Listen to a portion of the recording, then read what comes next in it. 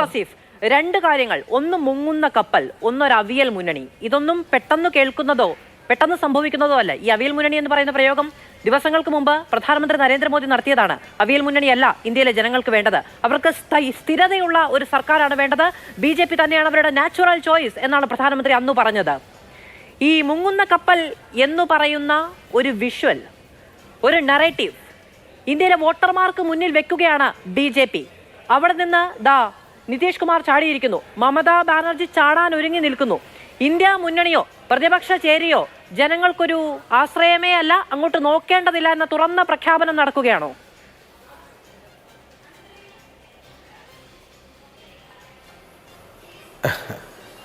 മാധു, ഇവിടെ നമ്മൾ കാണേണ്ടത് ഇന്ത്യ മുന്നണി എന്ന് പറയുന്നത് ഒരു സംവിധാനം രൂപപ്പെടുത്തുകയാണ്.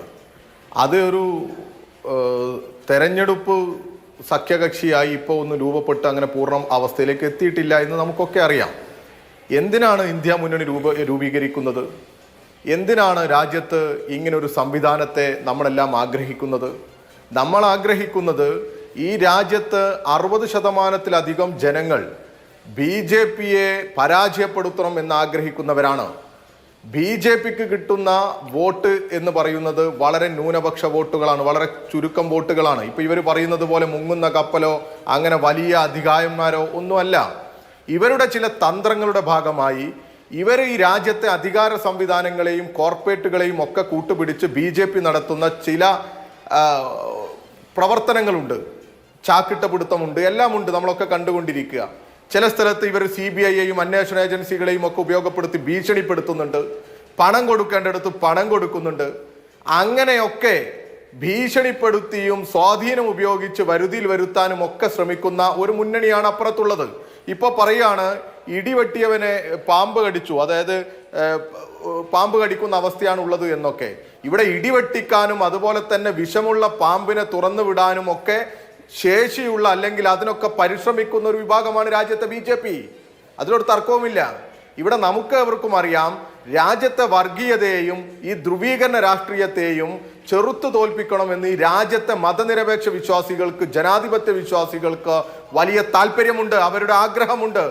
ആ ആഗ്രഹത്തിനനുസരിച്ച് ഈ രാജ്യത്ത് ഒരു സംവിധാനം ഉയർന്നു വരണം, അതിനൊരു പ്രത്യേക നേതൃത്വം ഉണ്ടാകണം, അല്ലെങ്കിൽ അതിനൊരു സംവിധാനം ഈ സമയത്ത് തന്നെ അതിൻ്റെ ലീഡർ ആരാണ്, അതിൻ്റെ കമ്മിറ്റി ഏതാണ്, ആരാണ് ഉപലീഡർമാർ, അതൊന്നും പ്രഖ്യാപിക്കേണ്ടതില്ല. ഇപ്പൊ നേരത്തെ നൗഷാദ് അലി പറഞ്ഞതുപോലെ കേരളത്തിനകത്ത് BJP വിരുദ്ധ സീറ്റാണ് കേരളത്തിൽ ഉണ്ടാകേണ്ടത്. കേരളത്തിനകത്ത് ഒരു കാരണവശാലും BJP ജയിക്കില്ല. ഇവരിനി എന്തൊക്കെ പറഞ്ഞാലും കേരളത്തിൽ നിന്ന് BJP ജയിക്കാൻ പോകുന്നില്ല. അപ്പൊ ഇവിടെ മറ്റൊരു മുന്നണിയുടെ ആവശ്യമില്ല. ഇവിടെ CPM-ഉം കോൺഗ്രസും അല്ലെങ്കിൽ ഇടതുപക്ഷവും UDF-ഉം തമ്മിൽ മത്സരിച്ചാൽ ആരാണോ ജയിക്കുന്നത്, ആര് ജയിച്ചാലും ആ ജയിക്കുന്നവർ BJPക്കെതിരായിരിക്കും എന്ന് തന്നെയാണ് നമ്മളുടെ രാഷ്ട്രീയം. അങ്ങനെ തന്നെയുള്ള ഒരുപാട് സംസ്ഥാനങ്ങൾ രാജ്യത്തുണ്ട്. ആ സാഹചര്യത്തിൽ തെരഞ്ഞെടുപ്പിന് ശേഷവും അതുപോലെ തന്നെ ചിലപ്പോൾ BJPയെ പരാജയപ്പെടുത്താനുള്ള അവസരങ്ങൾ ചിലപ്പോൾ ചില സംസ്ഥാനങ്ങളിലെല്ലാം നമുക്ക് രൂപപ്പെടുത്തിയെടുക്കേണ്ടതുണ്ടാകും.